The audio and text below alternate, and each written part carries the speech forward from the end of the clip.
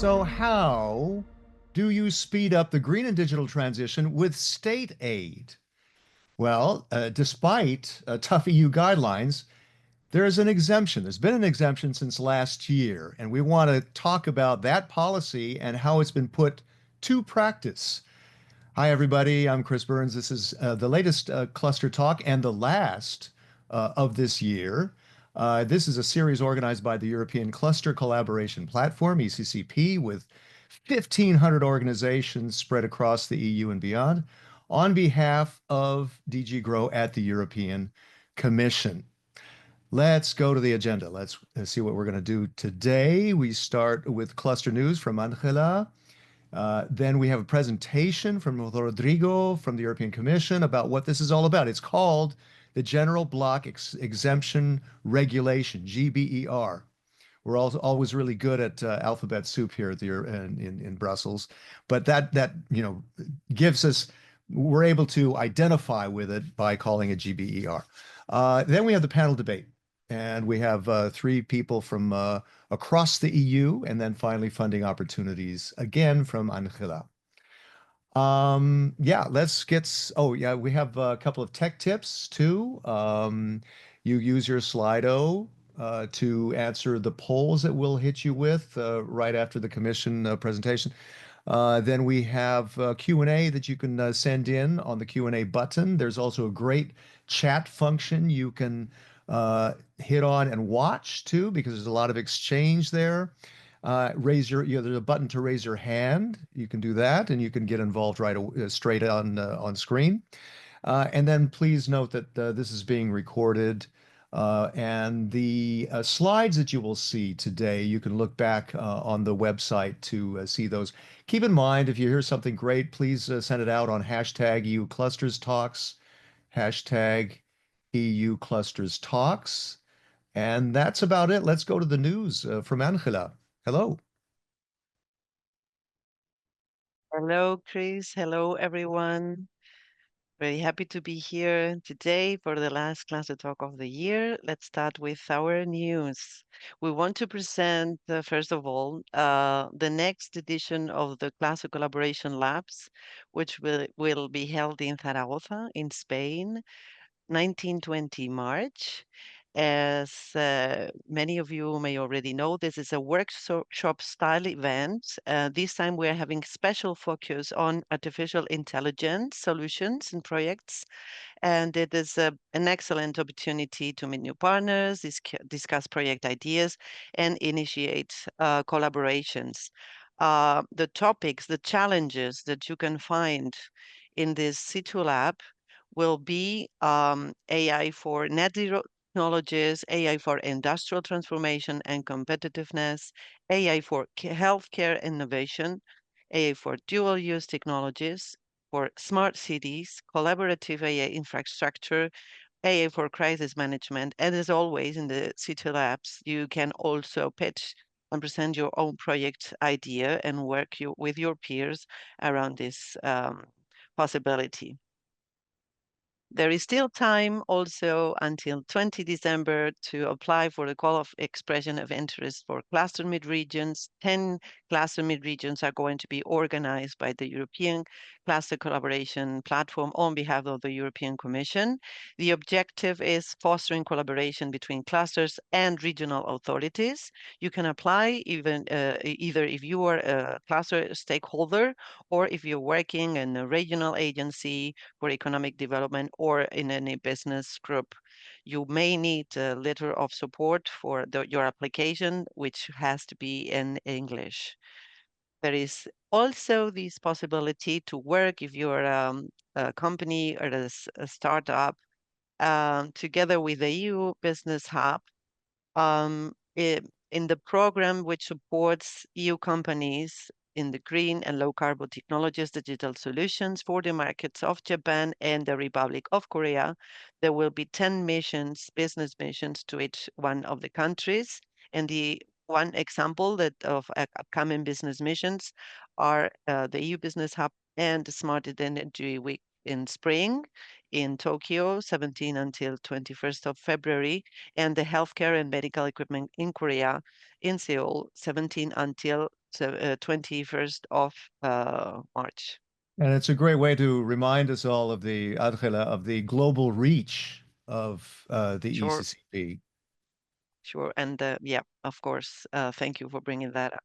Hmm. At last, we want to present also the possibility, the feature within the Trend Universe, which is one of the services of the ECCP platform, which is this unique and weekly updated innovation database.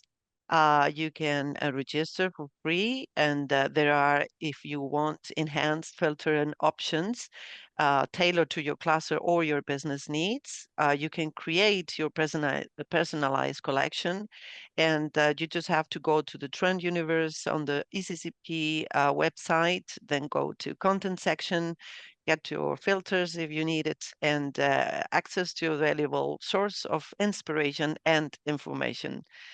Thank you very much, Chris. I give you the floor back to you. Great, Angela. Thank you very much. Yeah, let's come back to this GBER, the General Block Exemption Regulation, and that there's an exemption to it. We're going to hear about that from Rodrigo Peduzzi of DG Comp at the European Commission. You're deputy head of this unit called IPCEI. There's another bit of alphabet soup, but a very important. It's called Important Projects of Common European Interest, and you're focusing on environment and innovation. Previously, you worked on the state aid strategy unit, competitiveness policies. And before that, you were with the Italian employer organization Confindustria. So you know how that works on the business side too. So I think it's you got some great creds to talk about what you're going to show us. So Rodrigo. Okay. Thank you, Chris. Good morning, everybody. Thank you very much to the organizers for inviting me this morning on this talk about state aid. I think we can move immediately to the first slide.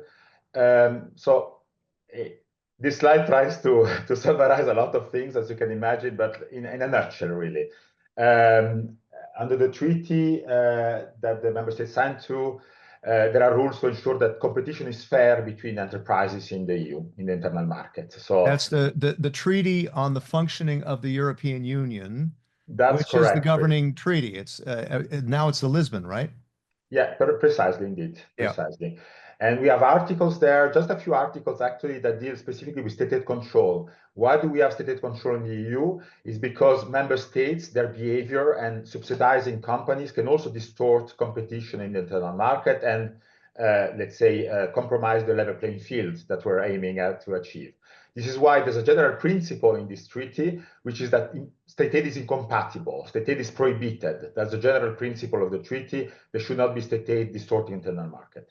Now, at the same time, the member states were wise enough to recognize there may be occasions and situations where state aid and public support may be needed. Particularly, there could be market failures or objectives of regional development, for example, that require and deserve the subsidization of specific enterprises. This is So why there's flexibility. There's flexibility there. Yeah. There is flexibility, correct. And so there are ways for the Commission, which has exclusive competence in this area of state aid, to find aid compatible. The compatibility of aid is therefore when it can be granted to the companies. The general principle is that member states have to notify aid to the Commission, and just after its approval, it can be granted to companies. However, again, there's flexibility on that front as well, and in particular with the enlargement of the EU now, it's of course a very wide machine, and also the experience that the Commission, in decades of state aid control, acquired. There's the possibility of adopting regulations which allow member states to grant aid even without this need for previous notification to the Commission. And then in the next slide, we come to this acronym that you already mentioned, Chris, one of our many acronyms, the GBER or GBER, as I prefer you pronounce it as you prefer. And it's a General Block Exemption Regulation. The one in place has been in place since 2014. In the slide itself, you have a link actually to the regulation itself. It has been now amended several times, and you have there the so-called consolidated version, so the version which is applicable as of today in the EU. What it means, this regulation, it means that, as I mentioned, member states do not have to notify aid to the Commission in ex ante. They can grant aid directly to the companies. They are in control of the process, basically. They design the measure and they decide on when to grant it, actually. They don't have to wait for us in Brussels to approve it. That's, of course, a very, very welcome of time when you have to act quickly. Yeah, it's like fast tracking kind of, isn't it? Absolutely. Yeah. However, of course, there are strings attached, and the strings attached are that you have to comply with the conditions of the regulation. So in order to grant this aid to the companies, you have to comply fully with the conditions. And if you do, therefore, you're covered by this regulation. As said, it's very important. Member states are in charge of this. So the administrations at national or regional level or local level, they can implement the regulation directly. So it's a tool in their hands. If they have questions of interpretation, which may occur and often occur actually, there are ways to approach the Commission to ask those interpretation questions. And indeed, I mentioned that in the slide. There's the so-called e-stated wiki, another strange name, that we give possibility for member states who have been registered there to directly ask questions. So I would advise people that in the call, if you're a public administration, maybe yourself could have access. If you're not, you should probably liaise in your member state or in your region with the stated bodies and stated experts that could help you with asking those interpretation questions to the Commission. Next slide, please. I was mentioning the strings attached, so the conditions you have to comply with. So the GBER is organized in two main parts. There's a set of general conditions that all aid under the GBER has to respect, and there's a set of specific conditions. General conditions regard, for example, what is called the incentive effect, what the types of eligible cost or categories of eligible cost that can be deemed. When you accumulate aid between different sources, what can I do when I have aid from the national level and also from the regional level? What happened in this case, or aid from the EU level, from a EU program? What needs to be done? What needs of my obligation as a member state to publish that measure? So it has to be there's a transparency obligation about these GBER measures. You have to report, member states have to report to the Commission annually on the implementation of these measures, so how much they have spent in particular on each of these measures. And the Commission may monitor. Okay, as said, indeed, the Commission has left a lot of margin of maneuver to the member states, but there is always a possibility of control by the Commission, either because we have these monitoring exercises, so we select schemes across Europe and we go to check in practice whether all the conditions were respected, or there can be complaints. It's also possible that a competitor of a beneficiary complains, goes to the Commission, and we have to look into the file more carefully. Then there are specific conditions. I will, in particular, for those of you very interested, Article 2 is a very important article of the GBER because it covers all the definitions applicable in the GBER. So sometimes you don't understand a term or a word or a concept which is used later on in the GBER. Go back to Article 2, look into that. Maybe the definition has been already provided and will help you. Also, very importantly, you have the so-called notification thresholds. That means you have a maximum aid amount that can be granted without notifying it to the Commission. If you exceed that amount, if the member state wants to exceed it, what it means, you're not covered with GBER anymore, and you have to notify aid to the Commission, because the GBER does not mean that we don't have any role anymore. If the measure is very big, for example, it does not fit within the GBER, the member state can still decide to notify to the Commission, but then you have to wait for our approval to grant it. I think that's the condition. In the next slide, we go a bit into one of the categories of the aid under the GBER, which is maybe the one closest to your heart, I suppose, which is the aid for research, development, and innovation. And we have a section there, and we have actually 12 articles of 12 types of aid to R&D&I that can be granted by the member states. So it's already quite wide. The mother article, Article 25, aid for R&D projects. I think it's very, very widely used articles. I think billions of euros every year are granted under this specific article. Is basically to companies to carry out industrial research, experimental development, and that's really under this article that most of the R&D support takes place. But you also have specific articles of interest. For example, we have this notion of seal of excellence. Those projects were selected by Horizon program at EU level, but there was not enough budget at EU level to be funded, so they can be funded by member states instead. You have research infrastructure projects, which of course are very great interest for universities or research organizations. And then an article, of course, we're going to talk a bit more in details in the next slide, and very close to your heart is aid for innovation clusters, Article 27. So the article Chris already hinted at the start. But very importantly, also an article of Innovation Aid for SMEs. So I mentioned this article because oftentimes SMEs are the users or the customers of this research infrastructure, of these innovation clusters. And there's possibility to help and aid the SMEs as well to access these services. So you can have aid on both sides of the coin, because we recognize SMEs sometimes do not the means themselves to pay the full price. So there's a possibility as well as there. Just a few figures, as I mentioned, nowadays, most of the aid for R&D&I is granted under this regulation. So just a minority of the aid is actually notified to the Commission for approval. So it's only very, very big projects, essentially. And we have more or less 11 billion euros that was granted in 2022 under this section of the GBER. And as I mentioned already, if you're above this, the thresholds of the condition, you can notify individually. Next slide, please. And this is the core of my presentation today, of course. After this introduction is the article specifically dedicated to aid for innovation clusters. So first, you have to look at what innovation clusters are as defined by the GBER. And we go back to this famous Article 2 I was mentioning before, the article with definitions. And you have there a detailed definition of what it is. So there can be structures, there can be legal entities, but there can also be groups of independent parties that they are designed to stimulate innovative activity and new ways of collaborations, for example, through digital means, but not necessarily, through promotion, sharing of facilities, and exchange of knowledge and expertise, and contributing effectively to knowledge transfer, networking, information dissemination, and collaboration among the parties. So it's actually the definition is a bit longer even. It provides even more examples of what the innovation cluster can be. I think you see a bit there the purpose of this. The idea is that there is a market failure, essentially. There's something the market itself does not provide without public support. Is this type of activities where there will be, let's say, different parties, big and small, can come together and can indeed share knowledge, share expertise, and ultimately co-design innovation. The definition, I think, is pretty wide still, so it's not too prescriptive. So you see knowledge transfer, networking, information dissemination. I think the activities are quite widely defined, so there's possibility to be quite creative as well in the way they're implemented. And I'm sure in your community you will have a very different type of innovation clusters, I suppose, that do not all of them doing exactly the same thing. Now, aid can be granted basically at two levels. At the level of the owner or the owners, and the level of the operator or the operators.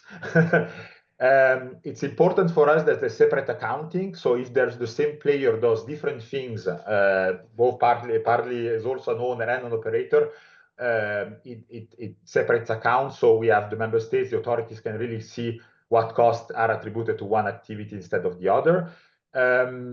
Very importantly, and that goes back to the market failure issue, vis-a-vis the SMEs and the participants and the final users of these services, there must be an open, transparent, non-discriminatory access on market terms. That's very important, so that there's no, let's say, closed association that does not provide services to third parties. Operating aid, it's maybe a difficult condition, but it's there. It must be limited to 10 years maximum.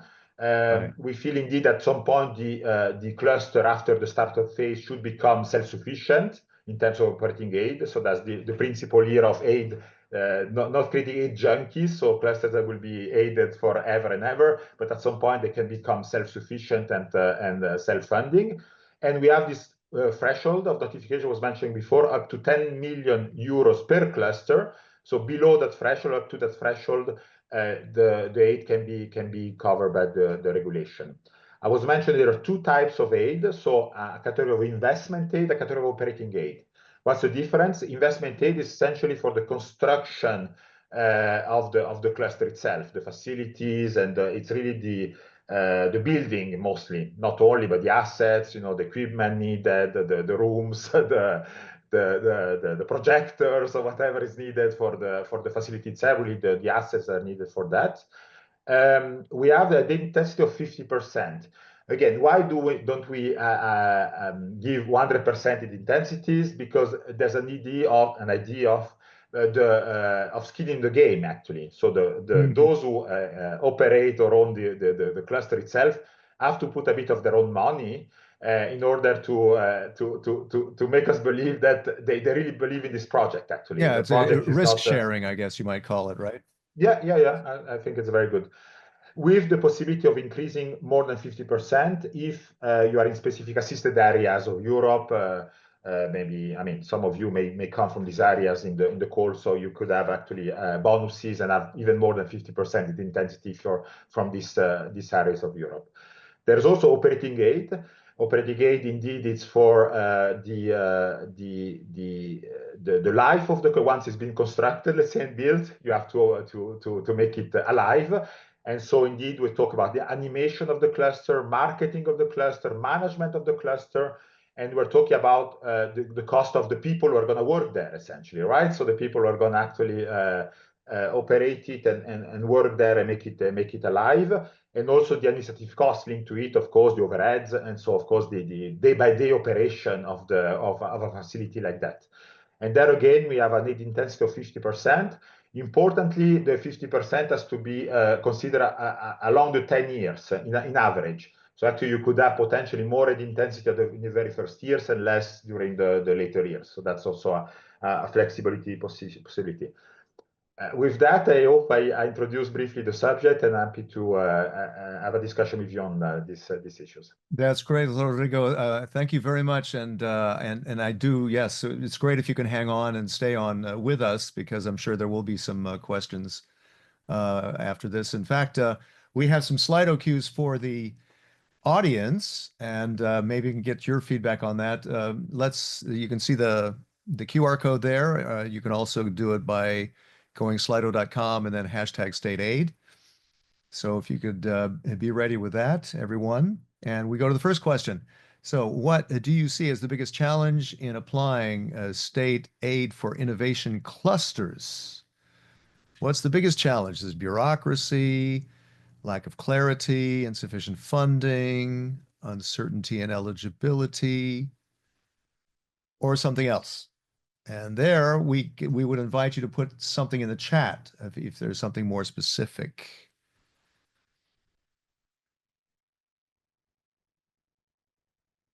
Lack of clarity. A lot of other, okay. But I find it interesting that insufficient funding is not the issue. It's more other stuff. Is that surprising to you, Rodrigo? Yeah, lack of clarity. So it's like it's complicated, maybe, and maybe It's that's complicated. the Maybe in practice it's more complicated. We feel it's easier in Brussels. Maybe it becomes complicated when it's implemented in practice. That's yeah, possible indeed. right. Yeah, that's what this show is about, policy to practice. Yeah. Okay. All right. Can we go to the next one? In your view, what role will state aid play in shaping Europe's innovation ecosystems in the next 5 years? And this is a word cloud. So a couple of words on what role will state aid play in shaping innovation systems, ecosystems in the next 5 years. All right, we got some people typing. I'm sure it's an important part because I mean, just as you saw that figure I thought was quite interesting that 90% of funding for RD&I comes from state funding. Is that crucial? There we go. Yeah. And that is why by making these rules more flexible, I mean, there are rules as you saw, but they're still more flexible to allow for the digital and green transition. Yeah, I think that flexibility I have read is in part in response to what's happening on the other side of the Atlantic, where with the IRA, the Inflation Reduction Act, that provides subsidies for the green and digital transition. We'll see if that lasts under the new administration, but that is what I saw. I've read is that flexibility is in part responding to that. Crucial. Okay. crucial, but there's also new market conditions. Yeah, depends on criteria, multinationals. Yeah, it's that international aspect, very important for competing at the global level. Yeah, that's it. Co-design, accelerating competitiveness. Right. How can it improve competitiveness? Okay, let's move on to the next. What changes would you like to see in state aid policies to better support organizations like yours? It's another word cloud. I guess on the state aid policies, I guess that would be either on the EU level or the national local level. Even more flexibility. Okay. All right, that's interesting. After we talked about flexibility, we need more. So says one. Two, clarify the role of technology infrastructures. Okay. Increase 50%. Holding hands guidance. Yeah. Yeah, by the way, Rodrigo, if people do have more questions about these rules and the flexibility thereof, who do they go to? Very good point. Uh, Actually allows me to say two things I wanted to say. One is about indeed the complexity. Sometimes the complexity is also born by the fact we want it to be flexible, precisely. Yeah. So it's a bit a paradox, no? Sometimes when we're too prescriptive, we're accused of being too prescriptive, and we cannot have the flexibility we need for our specific situation in Spain or Finland or whatever. Yeah. But when we're flexible, people are a bit lost because they say, okay, can we do this or can we not do it? Yeah. And then understand maybe it's a bit of a challenge. I always remind people, I mean, it's a really legal concept here. Huh? So if it's not prohibited, it is allowed. I think you really have to read the regulation also in these terms. We didn't want to in the regulation we cannot really be to go to every single little detail or this specific eligible cost, this specific future of your cluster can be organized in this or this other way. I think it's just too much to ask to bureaucrats in Brussels. So Yeah. we put principles and rules, maximums, or things that are allowed or not. And I think if we didn't say explicitly in the GBER it is not allowed, it means you can do it actually. So I think that's maybe Okay. something a message also to administrations that are sometimes very timid but if the administration indeed has a doubt, I think, as I mentioned, they are welcome to come to us, to the Commission, the competition in Brussels, with Okay. interpretation questions. So basically to say, Okay. we see this specific provision of this article, we don't understand in practice what it means, please Yeah. enlighten us. And Okay. for those who have access to the Stated Wiki, the link to was provided before in the slides, you will see there were already several questions on innovation clusters coming from over Europe. So question for Sweden, Poland, Right. you name it, the Netherlands, etc. And with the answers, which is also very helpful to see the answers of the Commission to those questions. The second point I wanted to make briefly, Chris, is about how these rules evolve. Actually,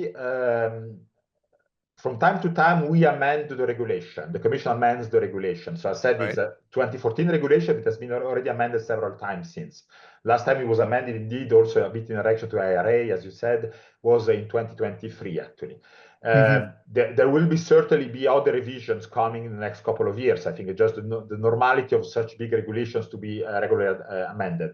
And Yeah. there we listen to stakeholders, of course. Actually, the way we have drafted the innovation cluster article was meant also to reflect what stakeholders told us. If stakeholders think, okay, something is really not working or things need to evolve, we will certainly take that into account in Yeah. the next round of revision.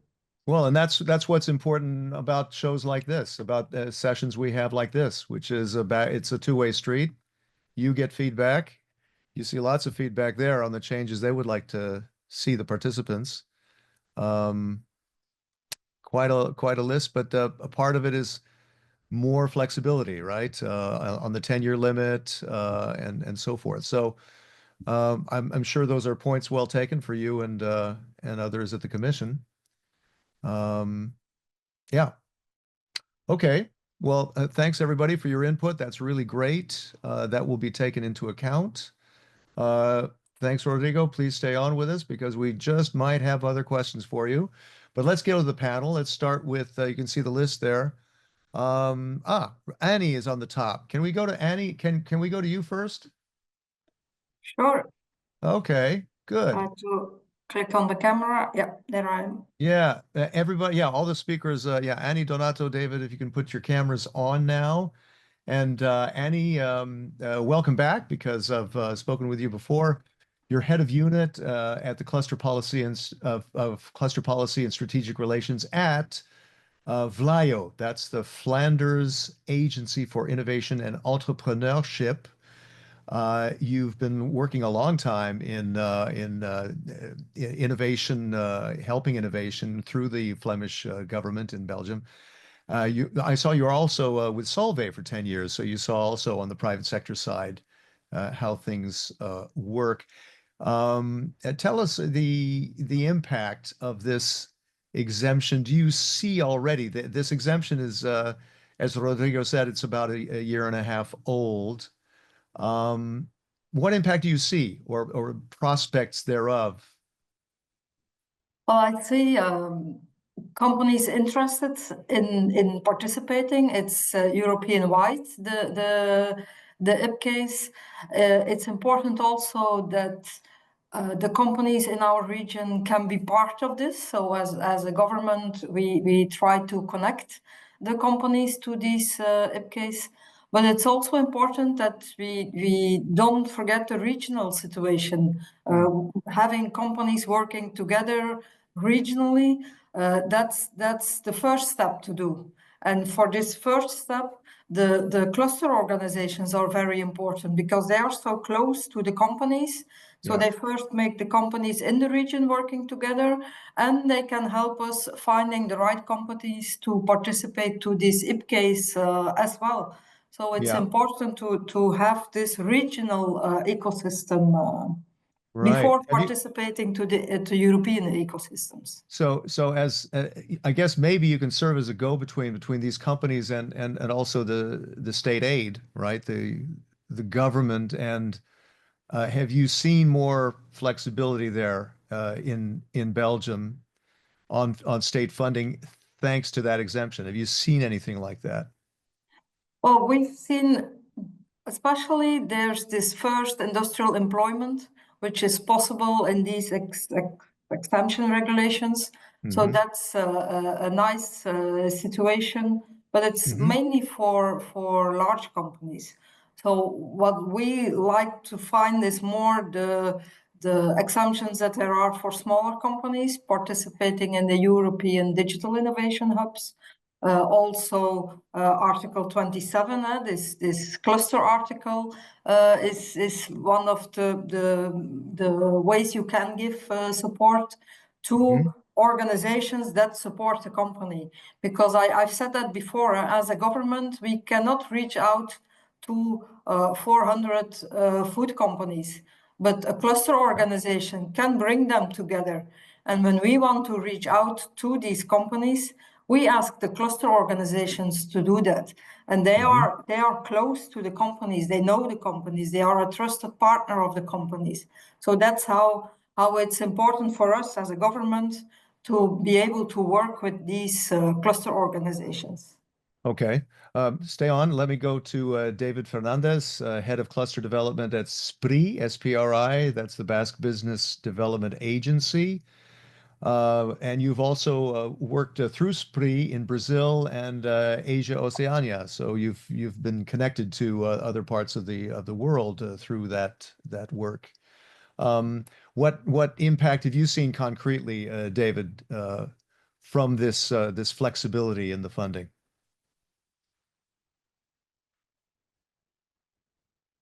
Oh, you got to turn your mic on, David.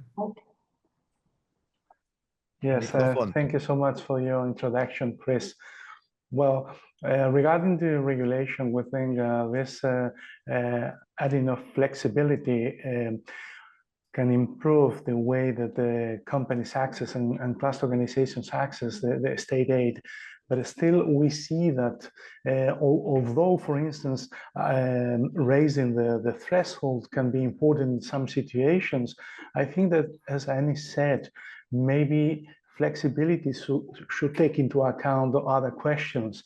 I have read a comment on the sidebar regarding what cluster organizations deliver, and some contributions that clusters do are not, let's say, subject or cannot be, let's say, commercialized. First, they help build trust, because all this is about collaboration and a strategic public and private partnership. And this is a public good that cannot be commercialized, and that is critical if we, especially if we want to push forward the transitions. Because on our view in the Basque Country, cluster organizations are strategic allies for the government in this implementation, rather I would say in the design and the implementation of better policies and strategies. And this is something that, you know, they cannot commercialize or ask SMEs or companies to fund it. Right. Then there is this concept of base funding. What cluster organizations are asking are not for larger, higher thresholds or more funding, is to have kind of a base funding that allows them to concentrate on a strategy rather than having to look to market activities to survive, because there is a risk that these cluster organizations become just service providers. And in fact, they are not, let's say, commercial entities. They are non-profit. So I think the regulation should take into account the character of cluster organizations, at least in our territory and in many other territories around the European Union. Clusters are non-profit organizations. Yeah. And they deliver a public good. I know that the Basque region is an economic powerhouse within Spain. Can you give a concrete example of one company or startup that you have been working with that could benefit from more flexibility? Well, for instance, our cluster organizations have been collaborating to put in place different initiatives that we have jointly designed with them. We might mention this Net Zero Industrial Supercluster initiative that has joined like 5 cluster organizations from the Basque Country to put in place first a strategy and then a pilot project to decarbonize the industries with most emissions. Which pilot project, which industry? Yeah, well, the pilot was first establishing a decarbonization roadmap for industry, but instead of having, let's say, a sectoral approach, that is a roadmap for any sector, they decided to join knowledge and to joint efforts to try and design like transversal decarbonization roadmaps, not considering the sector, but the activities. For instance, decarbonization of, let's say, office activities or engineering activities within the companies, decarbonization in the floor plant, in the production side, decarbonization in the logistics. And this approach is across much better. The board, decarbonize across the board. Exactly, because it's much better to be applied to a multiplicity of sectors and really trying to accelerate this green transition. And that would qualify under the stipulations that we saw from Rodrigo. Let me move to Donato Pulacchini. area manager of structural funds unit, state aid expert at ART-ER, which stands for Attractiveness Research Territory of Emilia-Romagna in Italy. Donato, you got over 400 companies, 11 clusters, agri-food, construction, motor vehicles, and so forth. Can you tell us about what impact you've seen from that exemption since last year? Have you seen any, or at least the hope that it can generate more state aid funding? Yes,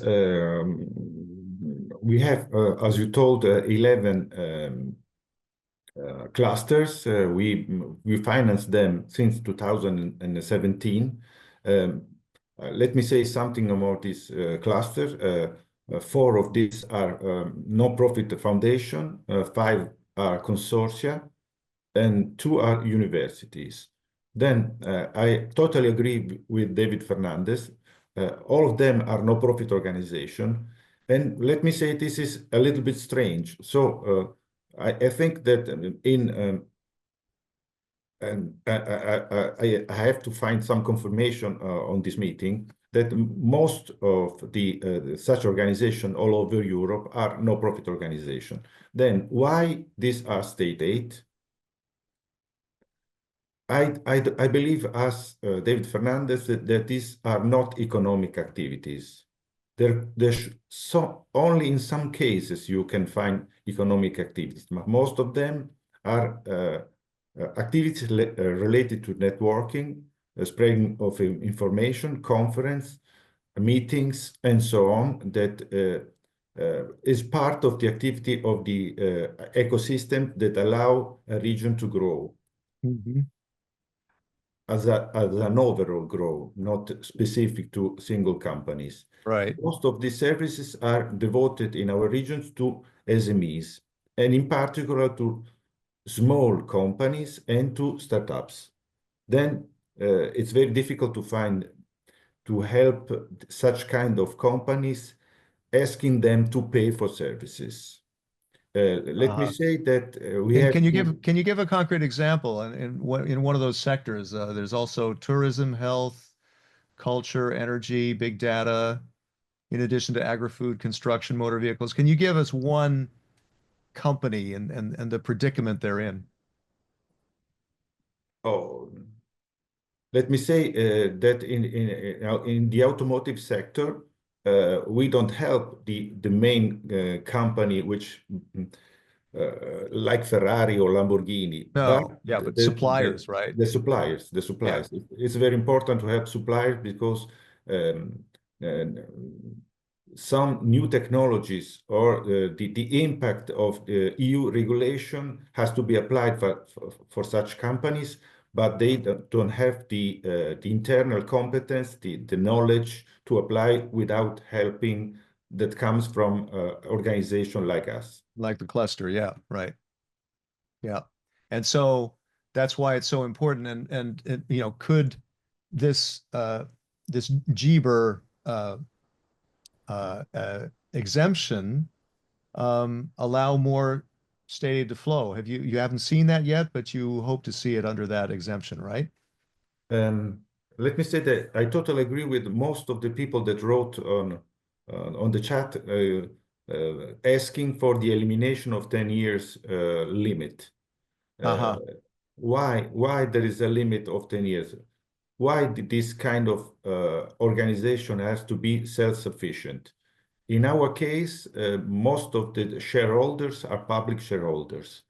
And then concerning the specific situation, these public shareholders do not have budget for such kind of activities, which is an extraordinary activity. It's not typical. Since 2014, we invest in such kind of support in operating aid through Article 27 through the ERDF fund. And we want to continue to use ERDF fund to finance such kind of activity that is very useful for our region, which you know is West is one of the most advanced region in Europe, and with Lombardy the most advanced in Italy. And right. Yeah, you got a university there at Bologna, so offering a lot of expertise there. Let me go to a question from Jan. Clusters provide a lot of public goods that cannot be commercialized, as some of the panelists have been talking about, and most likely should not. This may create a problem with regards to Article 27 of GBER, the limitation of base financing of clusters. What is DG Comp's view on that? Maybe we need to get Rodrigo in on this. Can you give us your input on that? Sure, thanks, Chris. And if I may also react a bit to what I heard in the panel. I think there's a question about what are those clusters doing? Indeed, is it economic? Is it not economic? If it were non-economic, I mean, I'm with Donato on that, it would not fall within the GBER. By definition, it would not be even state aid. However, I think even in the description of the activities, you are the expert of the clusters, but activities as described in the definition of the GBER, it is mostly activities which are services which can be provided on the market for payment.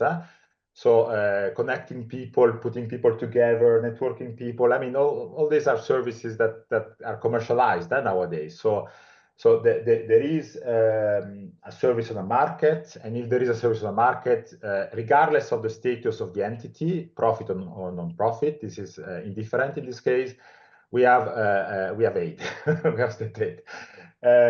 So the question then becomes a bit about whether the restrictions, the limitations of Article 27 go too far. The 10 years, I understand from the list of questions before and the comments, it's felt as maybe too short as a period of time. As I was mentioning before, in DG Competition, we are in favor of state aid at some point to be phased out, so that not to create white elephants that require every year, new public funding, but entities that can stand on their own feet. So if the 10 years is in practice felt to be insufficient, and you are the guys who may have evidence of that, and you may say it's 10 years is not enough for the cluster to be up and running, then we may have to revisit that 10-year rule. Of course, that's a possibility. On the co-funding, I see people are a bit concerned about why we need to even co-fund this and why there's private co-funding at stake. It's a bit goes in the same direction. I think the idea is not to have when things are for free, they tend to be a bit, how can I say, they're not treated as well, let's say. If people have a bit of their own personnel and funding into the game, just by experience, we see that things tend to be better maintained and better managed. So the principle, is it 50% not enough? Should it be 60% of public funding? Yeah. Again, this is for experience returns from you guys to tell us whether you feel we should increase that. But the idea of co-funding, I think it's crucial, really. Yeah. I have more questions coming in. Please keep them coming in. Click on the raise your hand, either raise your hand or the Q&A button at the bottom. I see them coming in. Can I just comment on that? Yeah, sure. On the co-funding, Rodrigo, I must say that also in Flanders we have this co-funding of 50%, but I believe it's beneficial. It's beneficial to have this co-funding because it makes the companies more engaged, more committed to what the cluster is doing, to what the cluster is organizing. It's not longer a nice to have, but it's a must have. They know that they pay membership fee, so they want something out of it.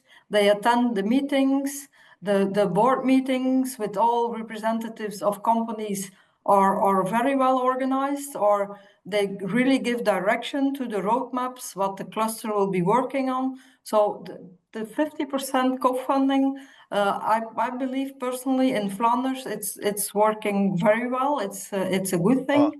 On the other hand, the 10 years, I must admit that we struggle with that as well, since we still see this market failure on bringing companies together, having 5 big companies and 2 SMEs working on a flexible and electrical network, these local energy communities. It's not happening by itself. So you need a trusted organization to bring all these companies together and to make them working on innovation, to make them working on new things together. So, and that doesn't go away after 10 years. Annie, I've got a question for you that on the co-funding. What about I get a question from Christine saying how to get the other 50% as co-funding. What in your experience has been that? Membership fees. The biggest part of the 50% co-funding is membership fee and membership from individual companies. You have sometimes also a federation, a more larger organization, or the chambers of commerce, or the cities or the provinces that are member of the cluster, and they can pay membership, but we don't count this as the 50% co-funding. It's private funding from individual companies. Okay, all right. If you allow, Chris, may I add something? Just to add to what Rodrigo and Annie said. I think that co-funding is crucial. As Annie said, this is first because it's an evidence of this commitment by the private sector. It's an evidence of the relevance of the actions for the companies and in particular for the SMEs.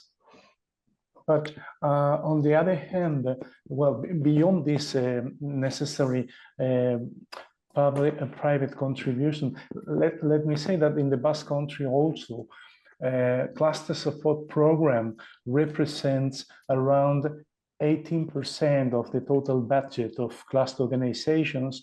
And if we consider all public funding, including competitive calls from the European Union or state level competitive calls, it's around 38% or something like this. It depends year by year, okay? So private funding is around 62%. This is a contribution of the companies. This is on average, okay? So there is this point that building these relations, this partnership, private and private-public is not something that in our view can just be considered like like viable to be delivered by a private company, at least not just as a service in the market, because it is about a long-lasting relation to build trust among the members. So it is crucial, this co-funding. We acknowledge that this is, for us, it's one of the most important components on cluster policy, that companies are accountable, that companies do want to put something on the table, but the government will go along with them.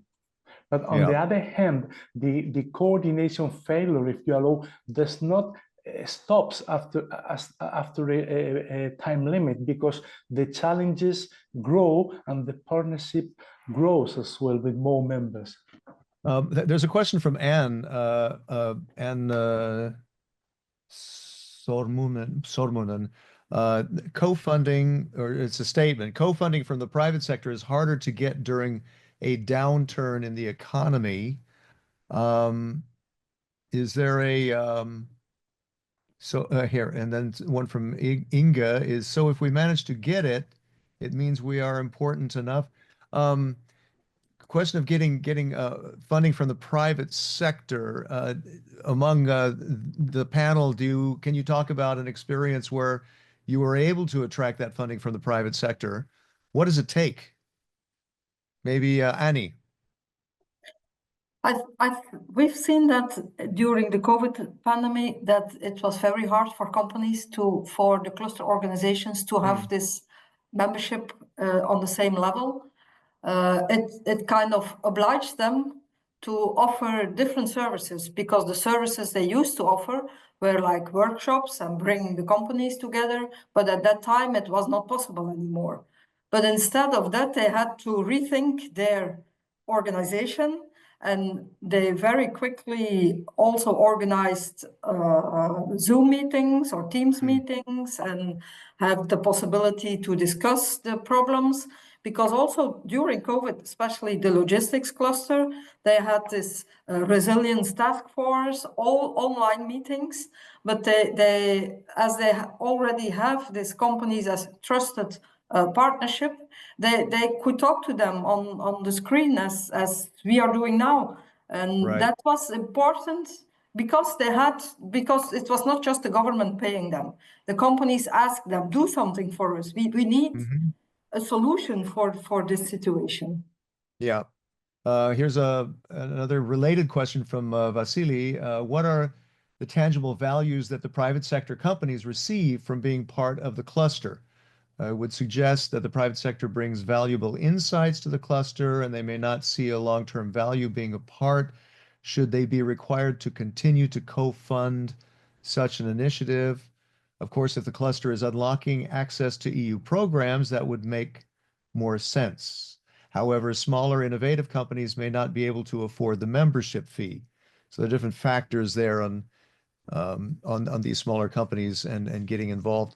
Any reaction on that? Donato, do you have any ideas on that? Let me say that in our case, in most of the cases of our cluster, companies are not present.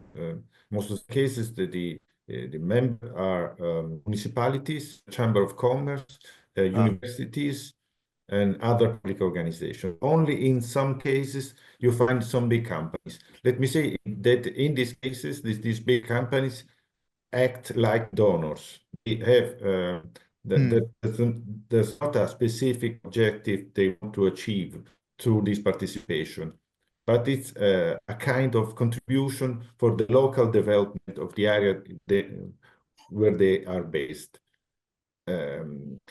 Another point that I want to stress is that in most of the cases, these clusters, organization, are research and knowledge dissemination organization according to EC rules, then according to the definition included in GBER.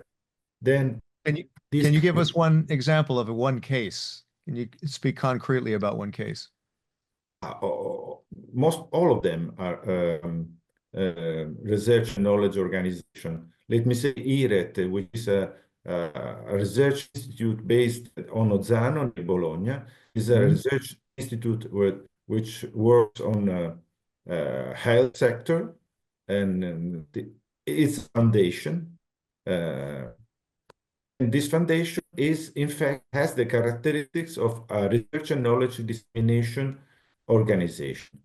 Then we could also give them money through structural funds for their role of disseminating information and to organize conference meeting and like us cluster, but give them as research and knowledge dissemination organization, which in fact doesn't constitute state aid. Then this is another point of view.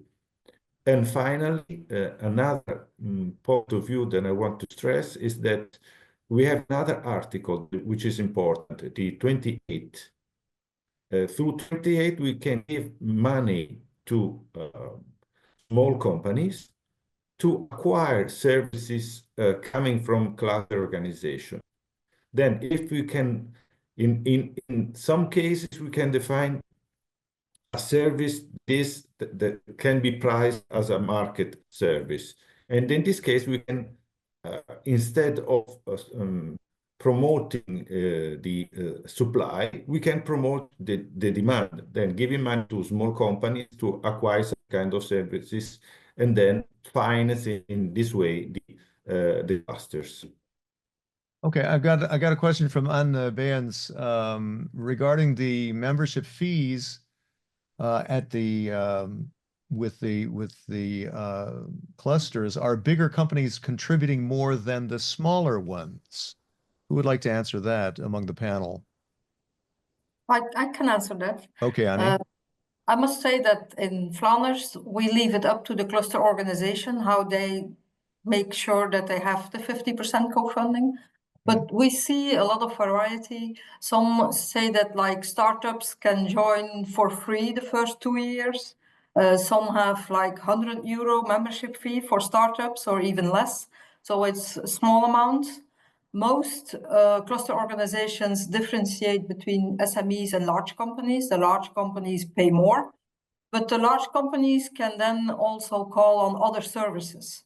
For example, the Blue Cluster is organizing at the large companies pitching sessions for startups and SMEs that they come with solutions to their specific problems. That's a service they offer to the larger companies who pay a larger contribution. But the smaller companies, they are not that interested in that kind of service, and they pay a lower amount of membership fee. So it's up to the cluster how they organize. Some have a lot of SMEs, like the food cluster, the logistics cluster. They have a lot of SMEs, so they are organized differently than the sustainable chemistry company cluster organization, who has more larger companies or at least medium-sized companies. So they are organized differently, but there is a differentiation for all of them. Yeah. Okay. Anybody else? Donato, David? I mean, like Donato, would Fiat give more than a supplier? Probably, right? Can you turn your mic on? Donato, your microfono, per favore. Thank you, Chris. Could be a nice idea for the future to finance the demand instead of the offer.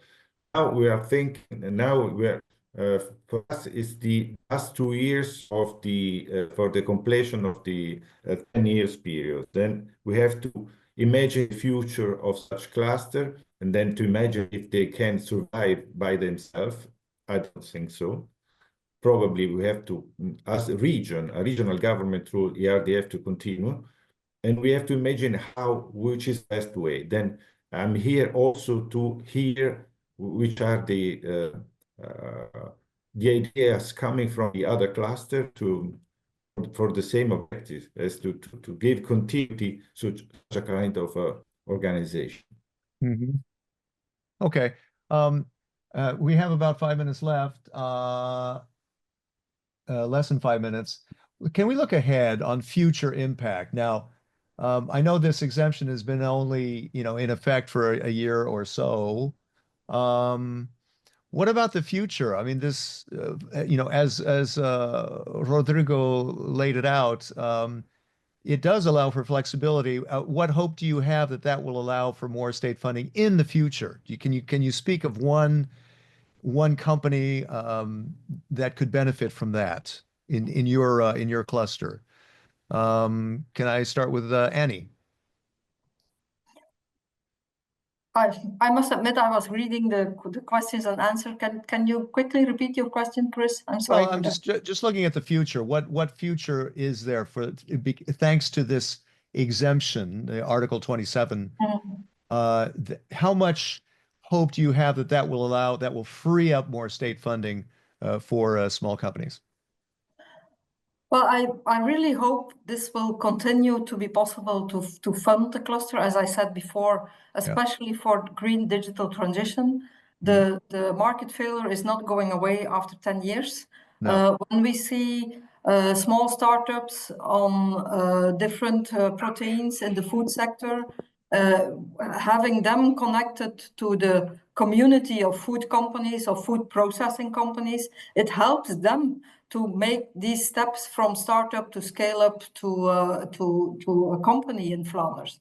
So it's important that the cluster organizations can stay there and have this ecosystem feeding them with the right network, with the right connections to different companies, and also with the connection to EU funding programs, to funding programs in Flanders, to public procurement, to private funding. So it's very important that we can continue working with them, especially for the SMEs. All right, let me go to David. What future potential do you see here? Can you maybe mention one company? Yeah, well, I would, rather than mentioning a company, I would like to mention the SMEs and the challenges that they are facing. We are addressing through cluster organizations some challenges that are larger than any individual. Well, very typical this digital and green transition. We should also mention the socio-demographic transition related to talent, or being more specific, for instance, implementing an SDG strategy. And this is difficult for SMEs. What cluster organizations allow is for them to share resources, to learn peer-to-peer, and to better understand on how to implement this kind of strategies, like the Sustainable Development Goals strategy that is not currently rewarded by the market. To a certain extent, it happens similarly in the green transition, that the market is not fully prepared maybe to consider the environmental passive cost, or to reward the efforts. And this is something that cluster organizations can work specifically for SMEs.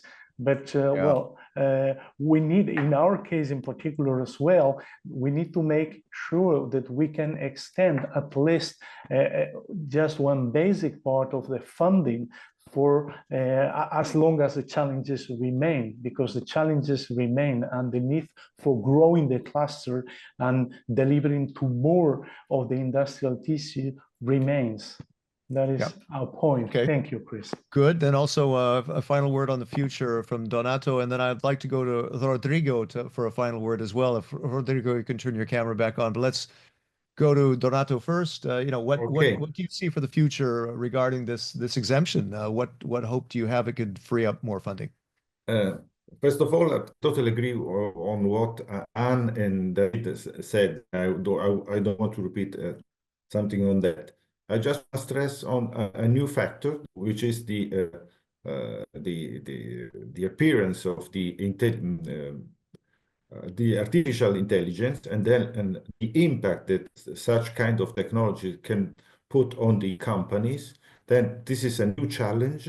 I think that it's very useful that the cluster go inside such kind of technologies, helping industries, let me say, small companies or medium companies,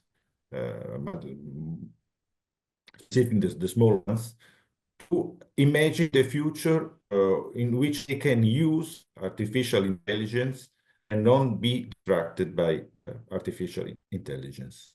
Yeah, indeed. And right, and hopefully the clusters like yours can help these small companies, SMEs, and startups to navigate the rules and regulations that we see at an EU level, and also a local level, national level. So very important role you play.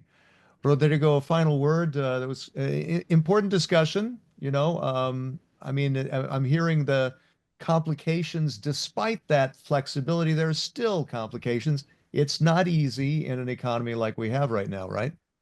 True. And when there's public money at stake, it will never be completely easy. There will always be some complications, I fear. Sure. But let's try to be as flexible as we can, indeed. I think from this very interesting discussion, I think I was very encouraged by the panelists commenting on the co-funding requirement, and how they feel it's actually a good requirement. So it's good to hear that from the practitioners. At the same time, I heard the 10-year rule as maybe of a concern of many, and indeed in the chat I was also commenting in the Q&A that it would be good to have evidence, to bring to the Commission evidence that how the 10-year rule is not working in practice. This GBER, this regulation expires at the end of 26, so there will be certainly a revision of the GBER, and so there will be, of course, occasions for the stakeholders to give their views. And I would advise you need to prepare yourself to bring together the evidence needed to review this article in particular. Thank you. Yep. Thank you, Rodrigo. Thank you to all the panelists.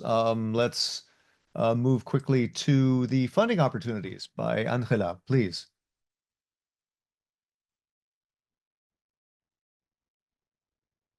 Thank you, Chris, and thank you all, the audience, all the panelists, Rodrigo, for this very interesting and live debate. Yeah, and a lot of great questions. We Yes. tried to get to as many as we could, but Yes, you know, yes. Seems there are it still has been others. a little Yeah. bit short for today. Yeah. Okay. Okay, we will start with an innovative community integrated PV systems. And this call, which deadline is 4th February of next year, focuses on the rapid growth of photovoltaic PV systems from domestic to utility scale applications and their critical role in the energy transition. The expected outcomes of these projects are to increase PV profitability and adoption, and as it is in engagement. A proposal should demonstrate solutions for community aggregated systems, addressing energy poverty and expanding cooperative energy solutions, peer-to-peer trading and emerging decentralized solutions, and integrations of PV with storage, electric mobility. We have another call for innovation, Innovation Fund 222. 224, sorry, batteries, manufacturing of electric vehicles, battery cells. The deadline would be 24 April 2025. And this call projects is focused on the manufacturing of electric vehicle battery cells, aiming to strengthen Europe's industrial capacity and leadership in its zero technologies mentioned during the debate, ensure a sufficient battery production capacity, and align with the EU CO2 emission performance standards. The projects funded are expected to enhance European leadership, expand capacity, support climate goals, promote recycling, and foster innovation. And we have this other opportunity for market uptake measures of renewable energy systems. Projects should aim to achieve at least 2 of the following outcomes: either increase renewable energy uptake, development of open source tool and methodologies, development of market and financial frameworks, and social acceptability. Deadline would be 4th February, and as all the other calls, it is published on the EU funding and tenders portal. We have the joint cluster for Euro recovery call. Deadline is 5 February next year. This call is focusing in the adoption of new technologies for strategic autonomy, in particular, emphasizes value change. The call is divided in 2 strands. Strand 1 focusing on net zero technologies and critical raw materials, and Strand 2 covering the value chains not covered in Strand 1. We have 42 million euro for budget for this call. And there are still some open calls from the previous Euroclusters call. Francis CI for providers, Gemstone for training related to green manufacturing, engineers training, resist networking and marketing, and internationalization. You can all find all of these opportunities on the ECCP website. Thank you very much, Chris, and happy season holidays for everyone. To you too, and to everybody. And in the meantime, keep good to register for the upcoming dates in January. You can see the 2 on your screen. More clusters talks on those different issues. Also about those trips you're going to make to Korea and Japan. Register for the platform, Cluster Collaboration Platform. Keep in mind the hashtags EU Clusters Talks. And you can continue the discussion on LinkedIn there. You can see the link to that. And that's it. Follow us on the social media. And this is recorded for playback. Slides available on the Cluster Collaboration Platform. I'm Chris Burns. Thanks for listening and watching, and happy holidays. See you next year. Take care. you.